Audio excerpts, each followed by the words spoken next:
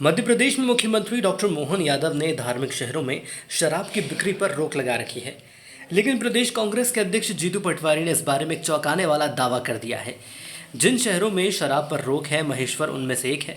ऐसे महेश्वर में जीतू ने सार्वजनिक मंच से जो कहा, यदि वो सच है तो फिर डॉक्टर यादव की सरकार के लिए ये निश्चित ही चिंता वाली बात हो जाएगी। कि मैं जहां खड़ा हूं यहां से शराब की दुकान 2 किलोमीटर से 200 मीटर ऊपर है, मतलब 2.2 5 किलोमीटर बाहर होनी थी।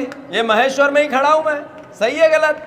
जीतू पटवारी का जोश इतना हो गया कि वो इस बारे में बोलते बोलते मीडिया के लिए भी कुछ ऐसा कह गए जिस पर तुरंत उन्हें अपनी बात संभालने वाले अंदाज में बात बदलना पड़ गई।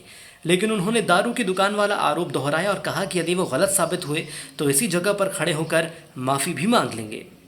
अगर मैं झूठ बोल रहा हूं तो यहाँ जो भी बीजेपी का एक आध दुकानदार हो या ये पत्रकार बंधु है या कोई बीजेपी समर्थित पत्रकार हो, या पत्रकार तो पार्टी के लोकतंत्र का होता है, कोई समर्थित होता नहीं है, पर लोकतंत्र का चौथा स्तंभ हमारा पत्रकार बंधु हो तो 2.2 किलोमीटर से अगर 1 फीट भी आगे हो तो मैं यही सार्वजनिक माफी मांग के जाऊंगा।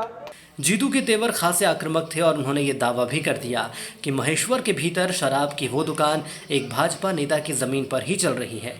लगे हाथ जीतू ने इस अवैध शराब बिक्री के लिए स्थानीय विधायक को भी इस तरह लपेटे में लिया। मैं अनुरोध करता हूं कि अरे वो दुकान भी किसकी जमीन में, जीतू विक्रम की है या नहीं है?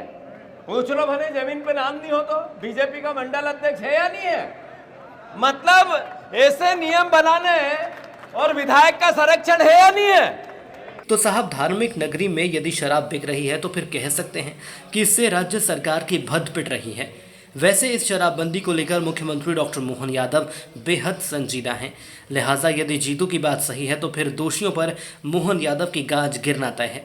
जाते जाते हम बता दें कि जीतू ने जिन विधायक का जिक्र किया है वो भाजपा के राजकुमार मेव हैं।